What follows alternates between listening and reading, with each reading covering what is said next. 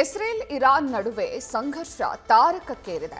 Tehran ತೊರೆಯುವಂತೆ ಜನರಿಗೆ Trump ಎಚ್ಚರಿಕೆಯನ್ನ ನೀಡಿದ್ದಾರೆ. ನಾನು ಹೇಳಿದ ಒಪ್ಪಂದಕ್ಕೆ ಇರಾನ್ ಸಹಿ ಹಾಕಬೇಕಿತ್ತು. ಸಹಿ ಹಾಕದೇ ಇರೋದು ಇಷ್ಟೆಲ್ಲ ದುರಂತಕ್ಕೆ ಕಾರಣವಾಗಿದೆ. ಇರಾನ್ ಪರಮಾಣು ಶಸ್ತ್ರಾಸ್ತ್ರ ಹೊಂದಲು ಸಾಧ್ಯವಿಲ್ಲ ಅಂತ ಅಮೆರಿಕ ಅಧ್ಯಕ್ಷ ಡೊನಾಲ್ಡ್ ಟ್ರಂಪ್ ಖಡಕ್ ಎಚ್ಚರಿಕೆಯನ್ನ ನೀಡಿದ್ದಾರೆ.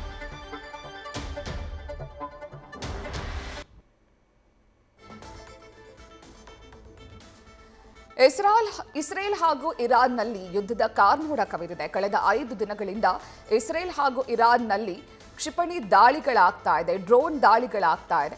ಈ ಸಂಘರ್ಷ ತಾರಕಕ್ಕೇರಿದ್ದು ಟೆಹರಾನ್ ಅನ್ನು ತೊರೆಯುವಂತೆ ಜನರಿಗೆ ಟ್ರಂಪ್ ಎಚ್ಚರಿಕೆಯನ್ನ ನೀಡಿದ್ದಾರೆ. ನಾನು ಹೇಳಿದಂತಹ ಒಪ್ಪಂದಕ್ಕೆ ಇರಾನ್ ಸಹಿ ಹಾಕಿಲ್ಲ. ನಾನೊಂದು ಒಪ್ಪಂದವನ್ನು ಮಾಡ್ಕೊಳ್ಳೋದಕ್ಕೆ ಅಂತ ಹೇಳಿದ್ದೆ, ಆದರೆ ಆ ಒಪ್ಪಂದಕ್ಕೆ ಇರಾನ್ ಸಹಿಯನ್ನ ಹಾಕಬೇಕಿತ್ತು, ಆದರೆ ಸಹಿ ಹಾಕಿಲ್ಲ. ಸಹಿ ಹಾಕದೇ ಇರೋದೇ ಇಷ್ಟೆಲ್ಲ ದುರಂತಕ್ಕೆ ಕಾರಣವಾಗಿದೆ ಅಂತ ಡೊನಾಲ್ಡ್ ಟ್ರಂಪ್ ಹೇಳಿದ್ದಾರೆ. ಇರಾನ್ ಪರಮಾಣು ಶಸ್ತ್ರಾಸ್ತ್ರವನ್ನು ಹೊಂದಲು ಸಾಧ್ಯವಿಲ್ಲ ಅಂತ ಅಮೆರಿಕ ಅಧ್ಯಕ್ಷ ಡೊನಾಲ್ಡ್ ಟ್ರಂಪ್ ಖಡಕ್ ಎಚ್ಚರಿಕೆಯನ್ನ ನೀಡಿದ್ದಾರೆ.